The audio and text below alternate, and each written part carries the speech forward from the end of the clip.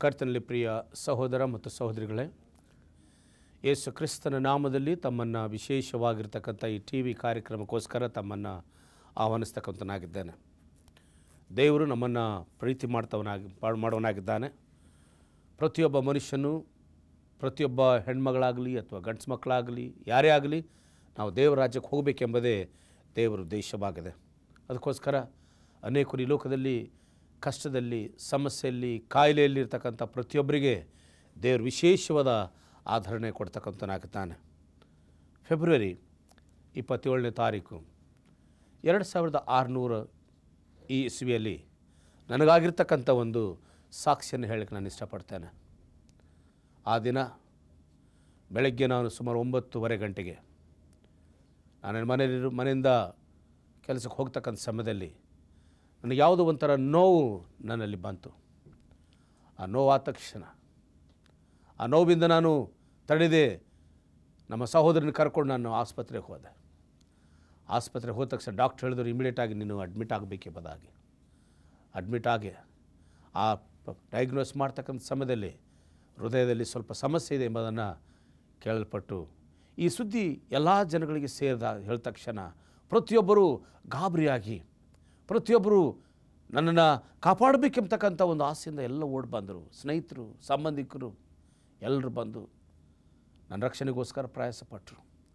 ನನ್ನನ್ನು ನಾನಿರ್ತಕ್ಕಂಥ ಸ್ಥಳದಿಂದ ಇಲ್ಲದೆ ಇನ್ನು ಬೇರೆ ಸ್ಥಳಗಳಿಗೆ, ದೊಡ್ಡ ಪಟ್ಟಣಕ್ಕೆ ಆಸ್ಪತ್ರೆ ತೆಗೆದುಕೊಂಡು ಹೋದರು. ಹೈದರಾಬಾದ್ ಪಟ್ಟಣಕ್ಕೆ ಕರ್ಕೊಂಡು ಹೋಗಿ ಅಲ್ಲಿ ಆಸ್ಪತ್ರೆಯಲ್ಲಿ ಹಾಕಿ ಅಲ್ಲಿ ನನಗೆ ಚಿಕಿತ್ಸೆ ನಡೀತಾ ಇತ್ತು.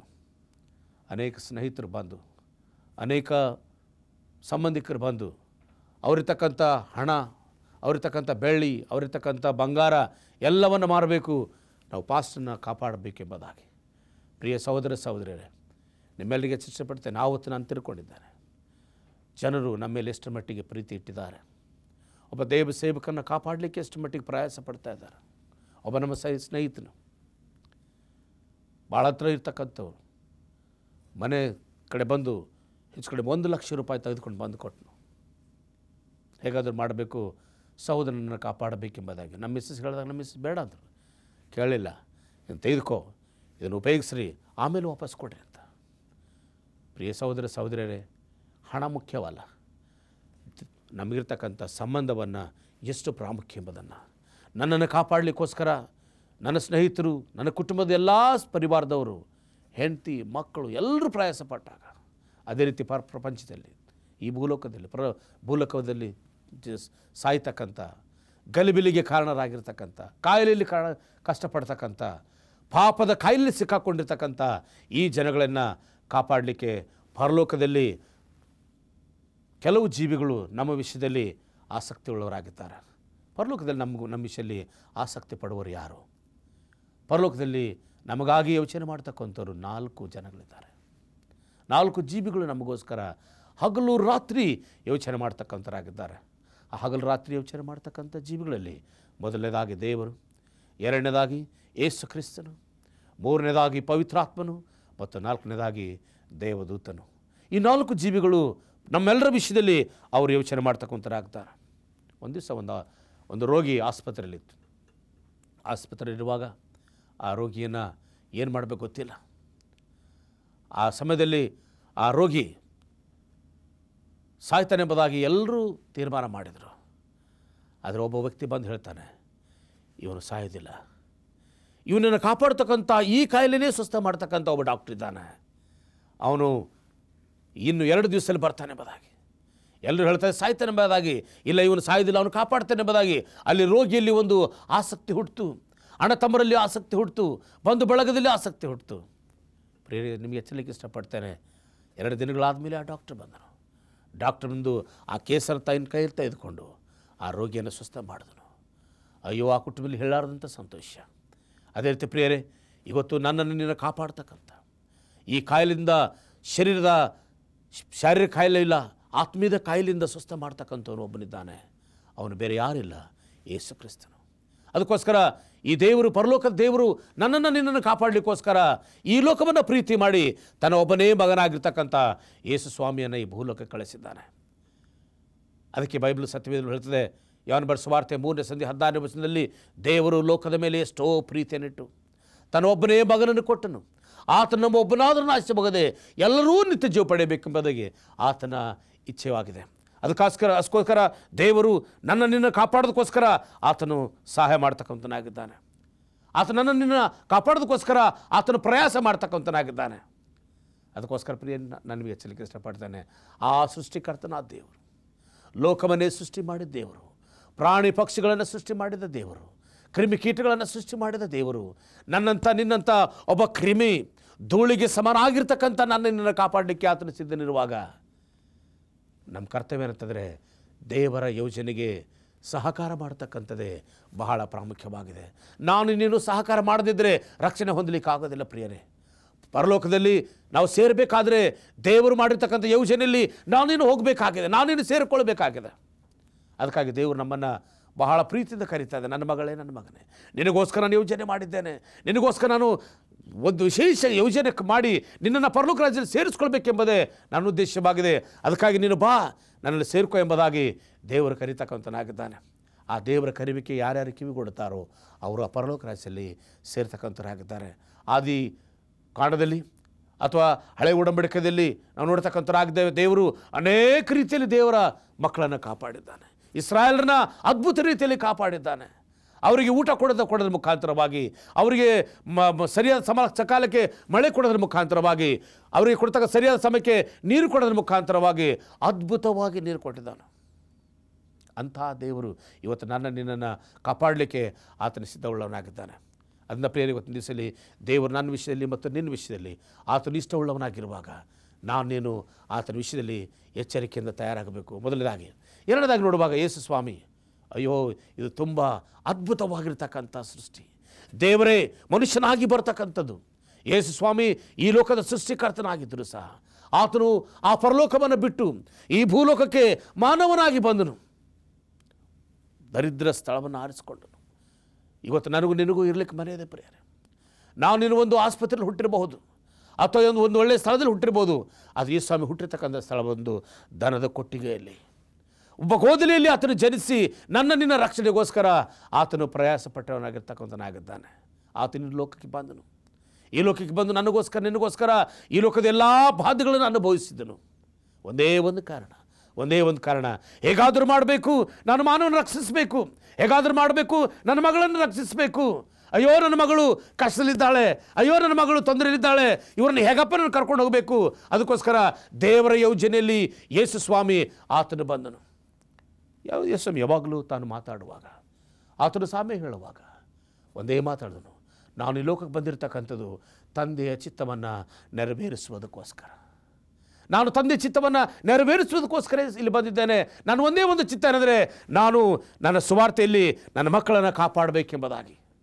ಯೇಸು ಸ್ವಾಮಿ ಚಿಕ್ಕವನಿರುವಾಗ ಯೆರೂಸಲೇಮ್ ಜಾತ್ರೆಗೆ ಹೋಗಿರುವಾಗ ಅಲ್ಲಿ ಎಲ್ಲರೂ ಜಾತ್ರೆ ಮಾಡ್ತಾಯಿದ್ರು, ಅವರವರ ಕೆಲಸದಲ್ಲಿ ಬ್ಯುಸಿಯಾಗಿದ್ದರು. ಆದರೆ ಯೇಸು ಸ್ವಾಮಿ ಚಿಕ್ಕವನಿರುವಾಗಲೂ ಸಹ ಆ ದೇವಾಲಯದಲ್ಲಿ ಹೋಗಿ ಅಲ್ಲಿರ್ತಕ್ಕಂಥ ಹಿರಿಯರ ಯಾಜಕರ ಜೊತೆಯಲ್ಲಿ ಮಾತಾಡ್ತಾ ಇದ್ದರು. 3 ದಿವಸ ತನ್ನ ತಾಯಿಗಳಾದ ಮೇಲೆ ಹುಡುಕ್ತಾ ಇದ್ದರು, ಎಲ್ಲಿ ಹೋಗಿದ್ದ ನನ್ನ ಮಗನೆಂಬುದಾಗಿ. ಯೇಸು ಸ್ವಾಮಿ ಆ ಒಂದು ದೇವಾಲಯ ಕೂತಿರುವಾಗ, ಮಗನೇ ನೀನು ಏನು ಮಾಡ್ತಾ ಇದ್ದಿ, ನಿನಗೋಸ್ಕರ ನಾವು ಹುಡುಕ್ತಾ ಇದ್ದೇವೆ. ಸ್ವಾಮಿ ಒಂದು ಮಾತು ಹೇಳಿದ್ದಾನೆ, ನನ್ನ ಯಾಕೆ ಹುಡುಕ್ತೀರಿ, ನಾನು ನನ್ನ ತಂದೆಯ ಕೆಲಸದಲ್ಲಿದ್ದೇನೆ ಎಂಬುದಾಗಿ.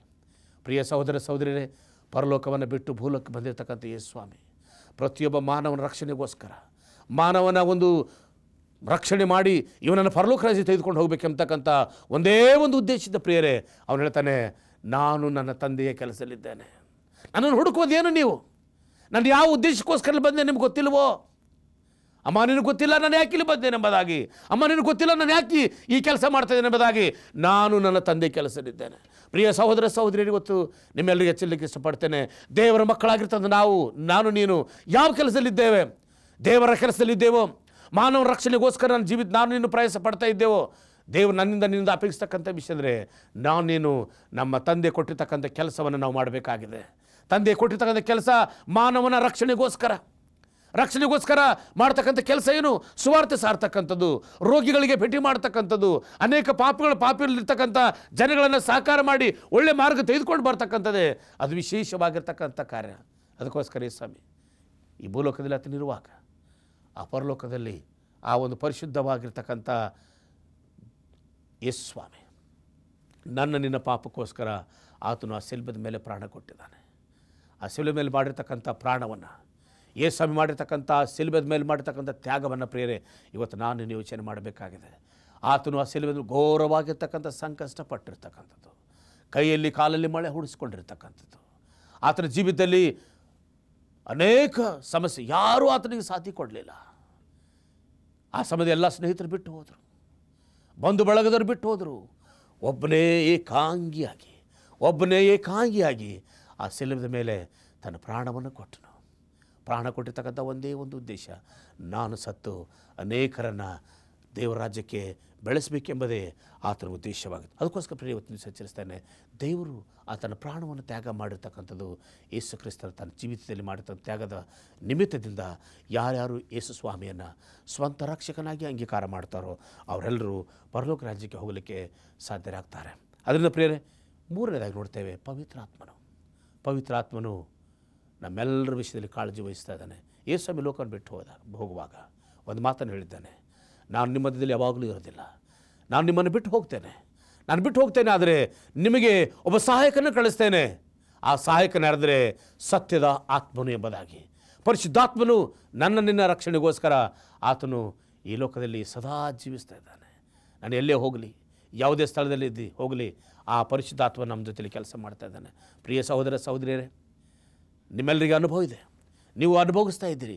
ಯಾವುದೇ ಕೆಲಸ ಮಾಡುವಾಗ ಒಳ್ಳೆಯದಿದ್ದರೆ ಸಂತೋಷ ಪಡ್ತೇವೆ, ಕೆಟ್ಟದಿದ್ದರೆ ನಾವು ದುಃಖ ಪಡ್ತೇವೆ. ಇದು ಮಾಡಬಾರತಕ್ಕಂಥ ಹೇಳ್ತಕ್ಕಂಥ ಆತ್ಮನೇ ಅದು ಪರಿಶುದ್ಧಾತ್ಮ. ಯೇಸು ಸ್ವಾಮಿ ಲೋಕವನ್ನು ಬಿಟ್ಟು ಹೋದಾಗ ಅಲ್ಲಿರ್ತಕ್ಕಂಥ ದೇವರ ಮಕ್ಕಳು, ದೇವರ ಶಿಷ್ಯರು, ಯೇಸು ಸ್ವಾಮಿ ಶಿಷ್ಯನಾಗಿರ್ತಕ್ಕಂಥ ಪೇತ್ರನು, ಅವನು ಪವಿತ್ರಾತ್ಮ ಭರಿತನಾಗಿ, ಪೇತ್ರನು ಯೇಸು ಸ್ವಾಮಿನ ಸಾಯುವಾಗ ಬಿಟ್ಟು ಹೋದನು, ಅಲ್ಲ ಕಳೆದನು. ಆದರೆ ಅದೇ ಪೇತ್ರನು ಯಾವಾಗ ಪವಿತ್ರಾತ್ಮ ಭರಿತನಾದನೋ, ಯಾವಾಗ ದೇವರ ಆತ್ಮ ಅವನ ಮೇಲೆ ಉಳಿದು ಬಂತೋ, ಅವನು ಭಾಳ ಸಂತೋಷದಿಂದ ದೇವರ ಸೇವೆಗೆ ತನ್ನ ಪ್ರಾಣವನ್ನು ತ್ಯಾಗ ಮಾಡಿದನು.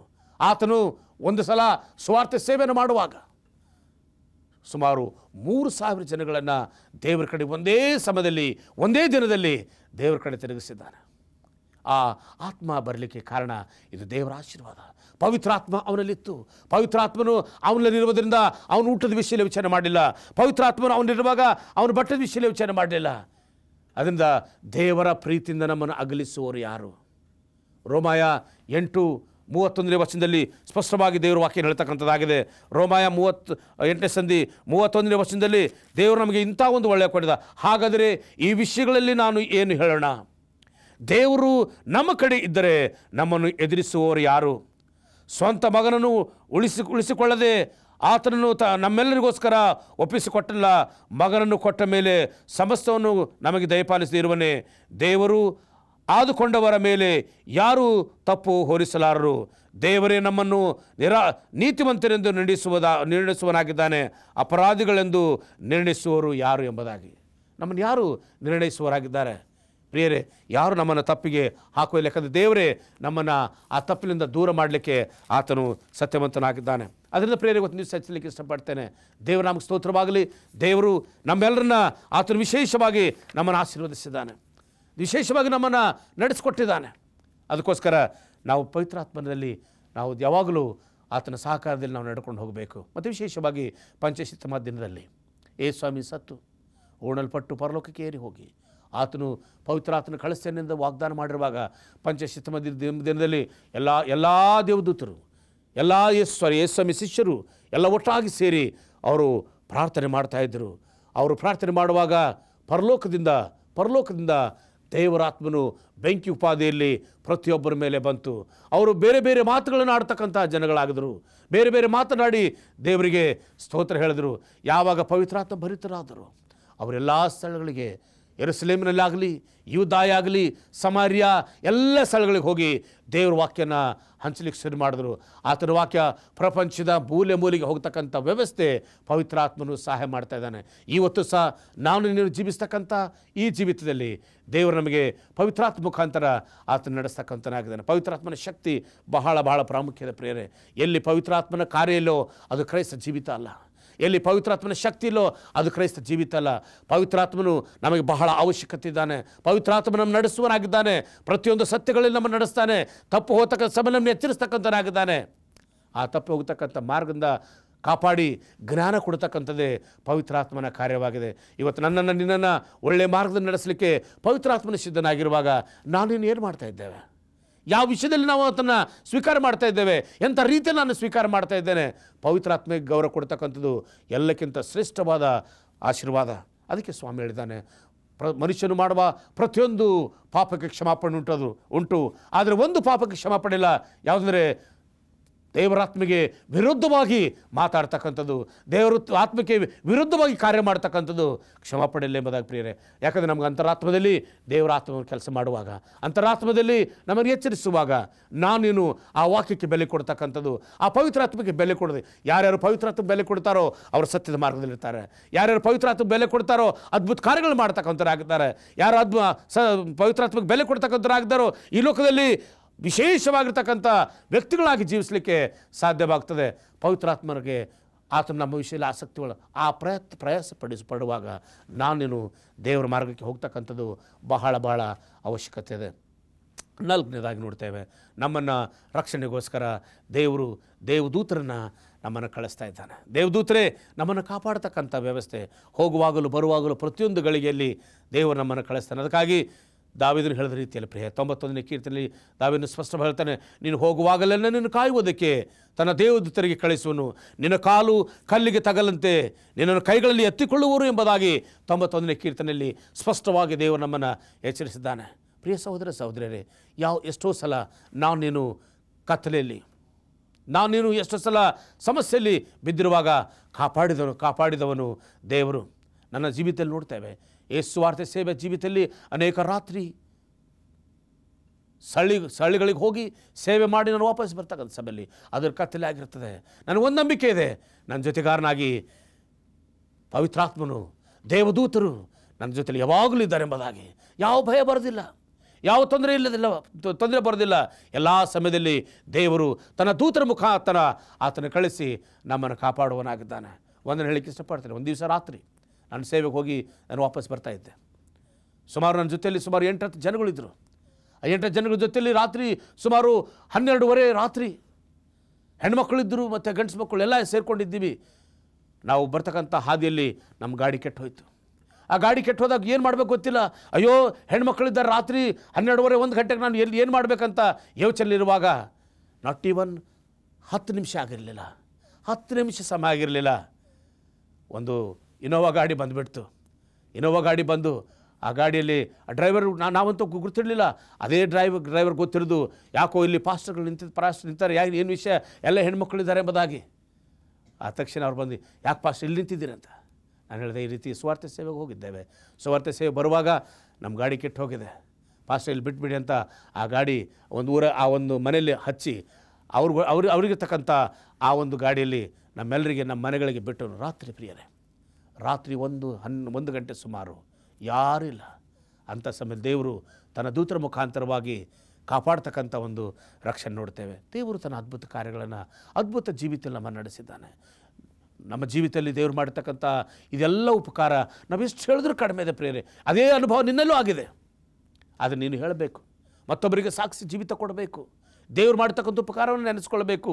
ದೇವರು ನಿನಗೇನು ಸಹಾಯ ಮಾಡಿದ್ದಾನೆ, ಯೇಸು ಕ್ರಿಸ್ತನು ಏನು ಸಹಾಯ ಮಾಡಿದ್ದಾನೆ, ಪವಿತ್ರಾತ್ಮನು ಯಾವ ರೀತಿ ನಮ್ಮನ್ನು ನಡೆಸ್ತಾ ಇದ್ದಾನೆ, ಮತ್ತು ದೇವದೂತರು ಯಾವ ರೀತಿ ನಡೆಸಿದ್ದಾರೆ, ಇವರೆಲ್ಲರೂ ನಮಗೆ ಆಸಕ್ತಿವಾಗಿರ್ತಕ್ಕಂಥ ಜೀವಿತ ಆಗಿದೆ. ನಾವಾದಷ್ಟು ಮಟ್ಟಿಗೆ ಅಂಥ ಒಂದು ಜೀವಿತದಲ್ಲಿ ನಾವು ನಡೀತಕ್ಕಂಥದ್ದೇ ಬಹಳ ಬಹಳ ಪ್ರಾಮುಖ್ಯವಾಗಿರ್ತಕ್ಕಂಥದ್ದಾಗಿದೆ. ಇವತ್ತು ಸಿನಿಮೆ ಹೇಳಲಿಕ್ಕೆ ಇಷ್ಟಪಡ್ತೇನೆ. ಒಂದು ದಿವಸ ಒಂದು ಕುಟುಂಬದಲ್ಲಿ, ಇವತ್ತು ಅನೇಕರು ದೇವರನ್ನ ಪ್ರೀತಿ ಮಾಡ್ತೀವಿ, ದೇವರ ವಾಕ್ಯದಲ್ಲಿ ಸಹಕಾರಿ ಆಗ್ತೇವೆ. ಒಂದು ದಿವಸ ಒಂದು ಕುಟುಂಬ ತನ್ನ ಅಣ್ಣನ ಆಸ್ಪತ್ರೆ ತೆಗೆದುಕೊಂಡು ಹೋದರು. ಆಸ್ಪತ್ರೆ ತೆಗೆದುಕೊಂಡು ಹೋದಾಗ ಆಸ್ಪತ್ರೆಯಲ್ಲಿ ಡಾಕ್ಟ್ರ್ ಹೇಳಿದ್ರು, ಇವನು ಆಪರೇಷನ್ ಆಗಬೇಕಾದ್ರೆ ರಕ್ತ ಬೇಕು. ರಕ್ತ ಕೇಳುವಾಗ ಅಲ್ಲಿ ಯಾರೂ ಕೊಡ್ಲಿಕ್ಕೆ ತಯಾರಿಲ್ಲ. ಅವ್ರ ಜೊತೆಲಿ ಅಣ್ಣ ಬಂದಿದ್ದಾನೆ, ತಮ್ಮ ಬಂದಿದ್ದಾನೆ, 3 ತಮ್ಮಂದಿರಿದ್ದಾರೆ, ಇವನು ದೊಡ್ಡವನು. ಡಾಕ್ಟರ್ ಹೇಳ್ತಾನೆ, ಇವನಿಗೆ ಆಪರೇಷನ್ ಆಗಬೇಕಾದ್ರೆ ರಕ್ತ ಬೇಕು. ಅದೇ ಸ್ಥಳದಲ್ಲಿ ನಾನು ಅವನ್ನ ಕರೆದು ಕೆಲವೆಲ್ಲ ಅಣ್ಣ ತಮ್ಮನಿಗೆ ಕೇಳಿದ್ವಿ, ಇವರಿಗೆ ರಕ್ತ ಬೇಕು ಕೊಡೋಣ ಅಂತ. ರಕ್ತ ಕೊಡಲಿಕ್ಕೆ ನಾವು ತಯಾರಾದೀವಿ. ಆದರೆ ಆ 3 ಅಣ್ಣ ತಮ್ಮದರಲ್ಲಿ ಒಬ್ಬೊಬ್ಬನ ಹೆಂಡತಿ ಒಬ್ಬೊಬ್ಬನಿಗೆ ಅವನಿಗೆ ಕೊಡ್ಲಿಕ್ಕೆ ತಯಾರಿಲ್ಲ. ನೀ ಕೊಡಬೇಡ, ಇದು ಸರಿ ಇಲ್ಲ, ನೀನು ಬೇಡ, ನಿನ್ನ ಬಲಹೀನತೆ ಆಗ್ತೀನಿ, ನಿನ್ನ ಬಳಿ ಶಕ್ತಿ ಇಲ್ಲ, ಮೊದಲು ನೀನು ಕಾಯಿಲೆ ಇದೆ, ಒಂದಿಲ್ಲ ಒಂದು ರೀತಿಯಲ್ಲಿ ಅವರನ್ನು ತಡೆ ಹಿಡಿದ್ರು. ರಕ್ತ ಕೊಡಲಿಕ್ಕೆ ತಡ ಆಯಿತು ಪ್ರಿಯರೇ. ರಕ್ತ ಕೊಡಲಿಕ್ಕೆ ತಡ ಆದಿರುವಾಗ ಅವನಿಗೆ ಆಪ್ರೇಷನ್ನು ಮಾಡಿದ್ಮೇಲೆ ಆ ಯೌವನಸ್ಥ ಮಗನು ಉಳ್ಕೊಳ್ಳದೆ ಸತ್ತು ಹೋದನು. ಪ್ರಿಯ ಸಹೋದರ ಸಹೋದರಿ, ನಿಮಗೆ ಹಚ್ಚಲಿಕ್ಕೆ ಇಷ್ಟಪಡ್ತೇನೆ. ದೇವರ ಮಕ್ಕಳಾಗಿರ್ತದೆ ನಾವು ನಮ್ಮ ಸ್ವಂತದವರಿಗೆ ನಾವು ರಕ್ತ ಕೊಡಲಿಕ್ಕೆ ಹಿಂದೆ ಮುಂದೆ ಆಗ್ತೇವೆ. ನಮಗಿಂತೂ ಸ್ವಂತವ್ರಿಗಿಂತ ಹೆಚ್ಚಾಗಿ ಪ್ರೀತಿ ಮಾಡಿದ ಯೇಸು ಸ್ವಾಮಿ, ಅಣ್ಣ ತಮ್ಮರಿಗಿಂತ ಹೆಚ್ಚಾಗಿ ಪ್ರೀತಿ ಮಾಡಿದ ಸ್ವಾಮಿ, ತನ್ನ ತಾಯಿಗಳಿಗಿಂತ ಹೆಚ್ಚಾಗಿ ಪ್ರೀತಿ ಮಾಡಿದ ಸ್ವಾಮಿ, ಬಂಧು ಬಳಕ್ಕಿಂತ ಹೆಚ್ಚಾಗಿ ಪ್ರೀತಿ ಮಾಡಿದ ಸ್ವಾಮಿ ಇವತ್ತು ನಿನ್ನನ್ನು ಸುಸ್ಥ ಮಾಡಲಿಕ್ಕೆ ಆತನು ತಯಾರಾಗಿದ್ದಾನೆ. ನನ್ನನ್ನು ಕಾಪಾಡಲಿಕ್ಕೆ ತಯಾರಾಗಿದ್ದಾನೆ. ಆತನ ಒಂದೇ ಒಂದು ಉದ್ದೇಶ, ನಿನ್ನನ್ನು ಆ ಪರಲೋಕ ರಾಜ್ಯಕ್ಕೆ ಕರ್ಕೊಂಡು ಹೋಗಬೇಕೆಂಬುದೇ ಆತನ ಉದ್ದೇಶವಾಗಿದೆ. ಇವತ್ತು ನೀನು ಆತನ ಆಹ್ವಾನಕ್ಕೆ ನಾವು ಕಿವಿಗೊಡಬೇಕು, ಆತನ ಸ್ವರಕ್ಕೆ ಕಿವಿಗೊಡಬೇಕು. ಸ್ವಾಮಿ ಹೇಳ್ತಾನೆ, ನನ್ನ ಕುರಿಗಳು ನನ್ನ ಸ್ವರಕ್ಕೆ ಕಿವಿಗೊಡುತ್ತವೆ ಎಂಬುದಾಗಿ. ನಾನು ಆತನ ಕುರಿಗಳಾದಾಗ ಮಾತ್ರ ಆತನ ಸ್ವರಕ್ಕೆ ಕಿವಿಗೊಡಲಿಕ್ಕಾಗ್ತದೆ. ಒಂದು ನಾನು ಆತನ ಕುರಿಗಳಿಲ್ಲ, ಆತನ ಸ್ವರಕ್ಕೆ ನಾವು ಕಿವಿಗೊಡೋದಿಲ್ಲ. ಅದಕ್ಕಾಗಿ ಸ್ವಾಮಿ ನಮಗೆ ಸ್ಪಷ್ಟವಾಗಿ ಹೇಳ್ತಾನೆ, ನಾನು ಆತನ ಸ್ವರಕ್ಕೆ ನಾವು ಕಿವಿಗೊಡಬೇಕು. ಅದಕ್ಕೋಸ್ಕರ ಪ್ರಿಯ ಇವತ್ತು ದಿವಸ ಹೆಚ್ಚಲಿಕ್ಕೆ ಇಷ್ಟಪಡ್ತೇನೆ. ದೇವರು ನಿನ್ನನ್ನು ಕರೀತಾ ಇದ್ದಾನೆ. ನಾನು ಯಾವ ನಾಶ ಆಗಬಾರ್ದು. ಸ್ವಾಮಿ ಹೇಳ್ತಾನೆ, ಪಾಪಿಗಳ ಸಾವಿನಲ್ಲಿ ನನಗೆ ಸಂತೋಷ ಇಲ್ಲ. ಇವತ್ತು ನೀನು ಪಾಪಿಯಾಗಿದ್ದೇವೆ, ನೀನು ನರಕದ ಮಾರ್ಗದಲ್ಲಿದ್ದೇವೆ, ಅಗಲವಾದ ಮಾರ್ಗದಲ್ಲಿದ್ದೇವೆ. ಈ ಲೋಕದ ಆಸ್ತಿಯಲ್ಲಿ, ಈ ಲೋಕದ ಅಂತಸ್ತಿನಲ್ಲಿ, ಈ ಲೋಕದ ಗೌರವದಲ್ಲಿ, ಈ ಲೋಕದ ಅನೇಕ ತೊಂದರೆಗಳಲ್ಲಿ ಸಿಕ್ಕಾಕೊಂಡು ಹೋಗಿದ್ದೇವೆ. ನಾವು ಯಾರು ದೇವ್ರ ಕಡೆ ಬರ್ತಲ್ಲ. ಇಂದು ದೇವರು ನಮ್ಮನ್ನು ಕರೀತಾ ಇದ್ದಾನೆ. ನಿನ್ನನ್ನು ಕಾಪಾಡಲಿಕ್ಕೋಸ್ಕರ ದೇವರು, ನಿನ್ನನ್ನು ಕಾಪಾಡಲಿಕ್ಕೋಸ್ಕರ ಯೇಸು ಕ್ರಿಸ್ತನು, ನಿನ್ನನ್ನು ಕಾಪಾಡಲಿಕ್ಕೋಸ್ಕರ ಪವಿತ್ರಾತ್ಮನು, ನಿನ್ನನ್ನು ಕಾಪಾಡಲಿಕ್ಕೋಸ್ಕರ ದೇವದೂತರು ಸದಾ ಸಿದ್ಧರಿದ್ದಾರೆ. ಯೋಜನೆ ಮಾಡಲ್ಪಟ್ಟಿದೆ. ನಿನ್ನನ್ನು ರಕ್ಷಣೆ ಯೋಜನೆಗೆ ದೇವರು ಕರೀತಾ ಇದ್ದಾನೆ. ಆದರೆ ಆ ರಕ್ಷಣೆ ಯೋಜನೆಯಲ್ಲಿ ಬರ್ತಕ್ಕಂಥದ್ದು ನಿನ್ನ ಕರ್ತವ್ಯ.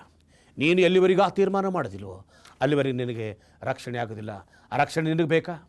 ನಿನಗೆ ಆ ರಕ್ಷಣೆ ಬೇಕಾದರೆ ನೀನು ಹಿಂದೆ ತೀರ್ಮಾನ ಮಾಡು. ನೀನು ತೀರ್ಮಾನ ಮಾಡುವಾಗ ದೇವರು ನಿನ್ನನ್ನು ಕಾಪಾಡ್ತಕ್ಕಂಥನಾಗಿದ್ದಾನೆ. ಆ ಕಾಪಾಡಬೇಕೆ ನಿನ್ನ ಜೀವಿತದಲ್ಲಿ ಬರಲಿ ಎಂಬುದೇ ನನ್ನ ಪ್ರಾರ್ಥನೆ ಆಗಿದೆ. ಪ್ರಾರ್ಥನೆ ಮಾಡಿಕೊಳ್ಳುವ. ನಮ್ಮನ್ನು ಬಹಳವಾಗಿ ಪ್ರೀತಿ ಮಾಡಿದ ಪರಲೋಕ ತಂದೆಯ ದೇವರೇ, ನಿನ್ನ ನಾಮಕ್ಕೆ ಸ್ತೋತ್ರವಾಗಲಿ. ಇಂದು ಕರ್ತನಾದ ದೇವರೇ, ನಿನ್ನ ಮಕ್ಕಳಾಗಿರ್ತಾನೆ ನಾವು ನಿನ್ನ ಸಂಧಾನ ಬರುವಾಗ ನಮ್ಮನ್ನು ಆಶೀರ್ವದಿಸು. ಹೌದು ಸ್ವಾಮಿ, ತಂದೆಯಾದ ದೇವರು, ಯೇಸು ಕ್ರಿಸ್ತನು ಮತ್ತು ಪವಿತ್ರಾತ್ಮನು, ದೇವದೂತರು ನೀವೆಲ್ಲ ನಮಗೋಸ್ಕರ ಪ್ರಯಾಸ ಪಡುವಾಗ ಇಂದು ನಾನು ಸಜ್ಜನಾಗಿದ್ದೇನೆ, ನನ್ನನ್ನು ಸ್ವೀಕಾರ ಮಾಡ್ಕೋ. ನಾವೆಲ್ಲರೂ ಪರಲೋಕ ರಾಜ್ಯದಲ್ಲಿ ಸೇರಿ ಇಲ್ಲಿ ಪ್ರಾರ್ಥನೆ ಮಾಡ್ತಕ್ಕಂಥ ಪ್ರತಿಯೊಬ್ಬರನ್ನು ಆಶೀರ್ವದಿಸಿ ನೀನು ಮಹಿಮೆ ಹೊಂದಬೇಕಾಗಿ ಪ್ರಿಯ ಗುರುವಾದ ಯೇಸು ಕ್ರಿಸ್ತನ ದಿವ್ಯನ ಬೇಡ್ತೇವೆ ಸ್ವಾಮಿ. ಆಮೇನ್.